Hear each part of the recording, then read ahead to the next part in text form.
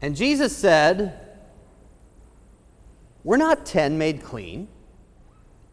But the other 9, where are they? Was none of them found to return and give praise to God except this foreigner?" 10 woke up in the morning. They rose. They made coffee imported from another continent, sat in soft chairs designed to adjust to one's every whim, flipped on the television, and relaxed.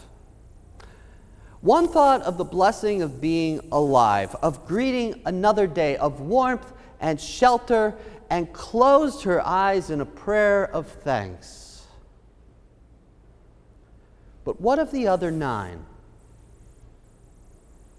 10 sat to eat, and the only question was, what do you want to eat? It wasn't, is there enough? Do we have anything? Do we have to wait for the check to clear until the other bills are paid? They sat to eat food that had been cleaned and inspected, food that was affordable to them and plentiful, food that warmed the insides and delighted the senses. One thought of the blessing of having food and closed her eyes in a prayer of thanks. But what of the other 9? 10 went to exercise class, and they stretched and squatted and lifted and sweat. They pushed beyond what they thought they could do. They rolled their eyes at the instructor, but did it all anyway. It was one of those things you do that doesn't always feel good when you do it, but feels good the rest of the day. And through the sore muscles, one thought of the blessing of being healthy and closed her eyes in a prayer of thanks. But what of the other 9? We often live with enormous blessing. Blessing so routine, regular, expected that we fail to recognize it as blessing. We get so used to being, in a sense, lucky that we don't get how lucky we are. Our minds are not in the moment, on the gift before us. They're on the next thing in our day, or on what's happening on our phones, or on the kids, or worries that would be better left until tomorrow. The blessings flow by us, and they get treated as the last thing they should be, expected. And often we don't really recognize how wonderful it all is until those great teachers, pain and sorrow, enter our lives. The blessings should not be expected. They should be cherished. They should make us grateful.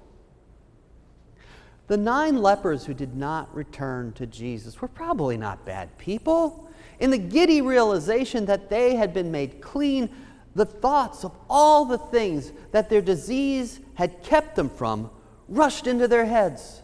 There were families to be reunited with, jobs to return to, mouths to feed that likely had been hungry in their absence. In short, they had people depending on them and lives to get back to. And that's what happens to us. We have lives, right?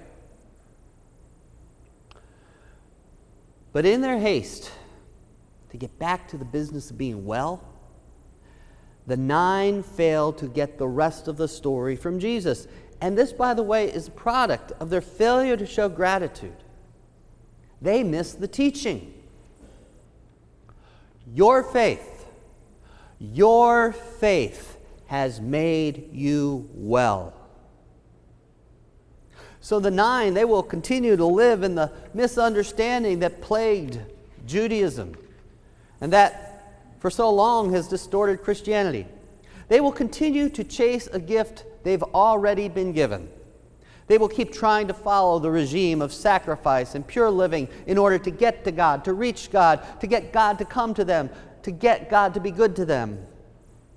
They will not hear the words, your faith has made you well. That as created children of God, God is a gift within us, waiting to be found. Today, a group of Trinity Senior High youth and their advisors will head to Broad Street Ministries in Philadelphia. This week-long trip, which is paid for by this congregation as a gift to our senior high, will give them the chance to see some of the truth revealed in this lesson.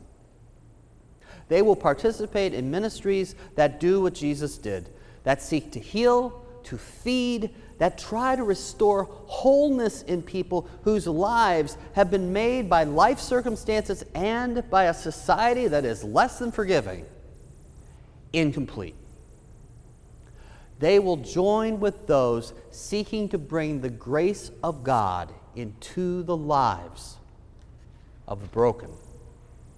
And in this they will find God in the very folks they are trying to help. They will see that God is revealed in these folks because so often people experiencing desperate times can't hide behind the facade of normal, that facade created by great and all too often unappreciated blessing.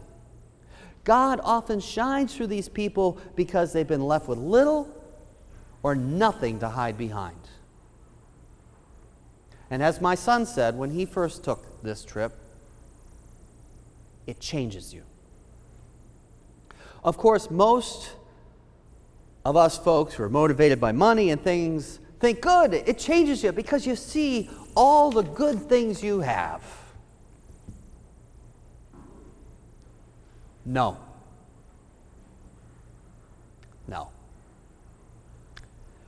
Sure, there's some of that. But the really great gift that you get in this experience is the lesson of faith that Jesus gives to the 10th leper. That the presence of God you encounter in the people you are seeking to serve is also in you. That's what changes you. You see it. You feel it. You know the truth.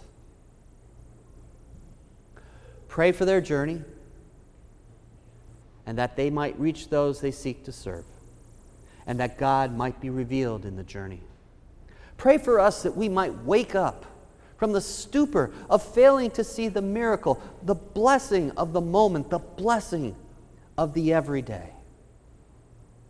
Pray that we might always return to Jesus so that we might continue to learn